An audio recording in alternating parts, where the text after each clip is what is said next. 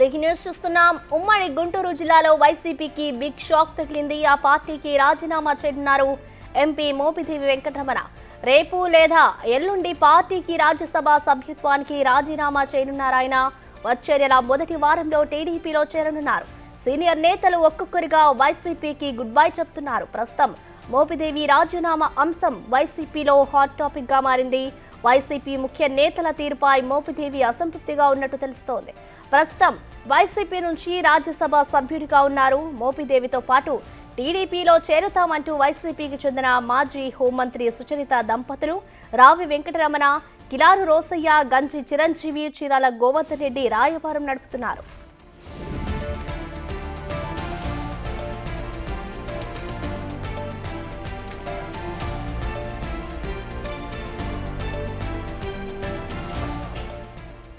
జగన్ కు అత్యంత సన్నిహితుడుగా మోపిదేవికి పేరుంది. 2009 నుంచి జగన్ కు రాజకీయంగా వెంట నిలిచారు. వైసీపీ హయాంలో మంత్రిగా కూడా పనిచేశారు. ఇక జగన్ ఆస్తుల కేసులో అధినేతతో పాటు జైలుకు కూడా వెళ్లారు.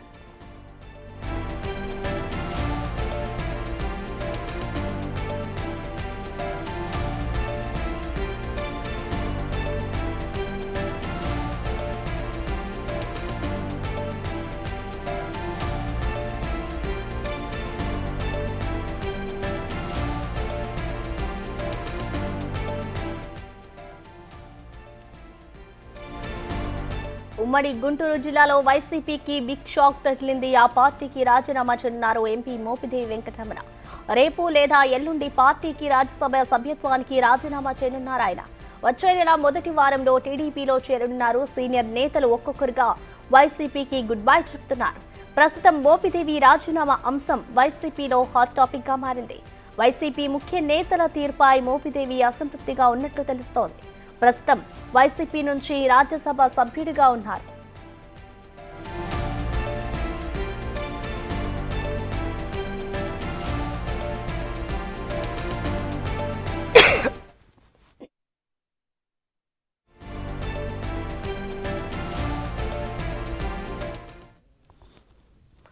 దీనిపై మరింత సమాచారాన్ని మా ప్రతినిధి సాయి శంకర్ లైవ్ ద్వారా అందించడం సిద్ధంగా ఉన్నారు. సాయి శంకర్, చెప్పండి, జగన్ కి అత్యంత సన్నిహితుడిగా ఉన్న మోపిదేవి వెంకటరమణ ఆ పార్టీకి రాజీనామా చేయడానికి గల కారణాలు ఏంటి సాయి శంకర్?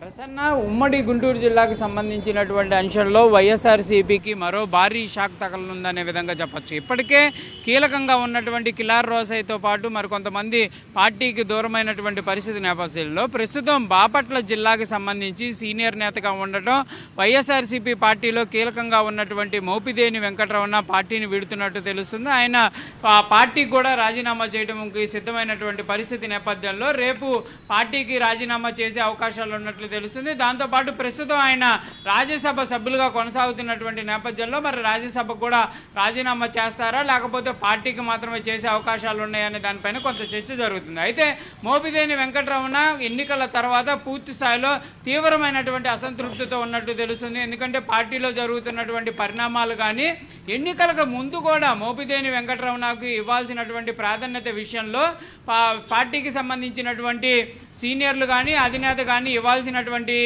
గౌరవం ఇవ్వకపోవడం, ఆయనకి సంబంధించినటువంటి అంశాలను కూడా కన్సిడర్ చేయకపోవడం, ఇవన్నీ కూడా గతం నుంచే కూడా అసంతృప్తిగా ఉన్నట్లు కూడా కొంత జరిగినటువంటి ప్రచారం జరిగింది. అయితే ప్రస్తుతం మాత్రం పార్టీలో అతనికి అసలు ప్రాధాన్యత లేకపోవడంతో తీవ్రమైనటువంటి అసంతృప్తితో ఉండటంతో ప్రస్తుతం పార్టీని అయితే వీడే విధంగా ఆలోచన చేస్తున్నట్టు తెలుస్తుంది. ఆయన టీడీపీ వైపు కూడా అడుగులు వేసే అవకాశాలు ఉన్నట్లు కూడా కొంత చర్చ జరుగుతుంది. అయితే ప్రస్తుతం పునర్విభజన అంటే నియోజకవర్గాల పునర్విభజన కనుక జరిగితే గతంలో ఉన్నటువంటి రేపల్లి నియోజకవర్గాలకు సంబంధించినటువంటి అంశంలో కూచనపూడి నియోజకవర్గం ఏదైతే ఉందో అది పునర్విభజనలో కనుక ఏర్పడితే అక్కడి నుంచి మోపిదేవి వెంకటరమణ కూడా పోటీ చేసే అవకాశాలు ఉన్నట్లు కూడా ప్రస్తుతం అయితే చర్చ జరుగుతుంది. ఏదైనప్పటికీ మాత్రం ప్రస్తుతం ఆయన వైఎస్ఆర్సీపీని వీడటం అనేటటువంటి అంశం అనేది తీవ్రమైనటువంటి నష్టం వైఎస్ఆర్సీపీకి జరిగేటటువంటి అవకాశాలు ఉన్నాయి. బాపట్ల జిల్లాకు సంబంధించినటువంటి అంశంలో ప్రస్తుతం వైఎస్ఆర్సీపీ పార్టీని పరిశీలిస్తే అక్కడ ఉన్నటువంటి నేతల్లో ఆయనే సీనియర్ నేతగా ఉన్నటువంటి పరిస్థితులు ఉన్నాయి.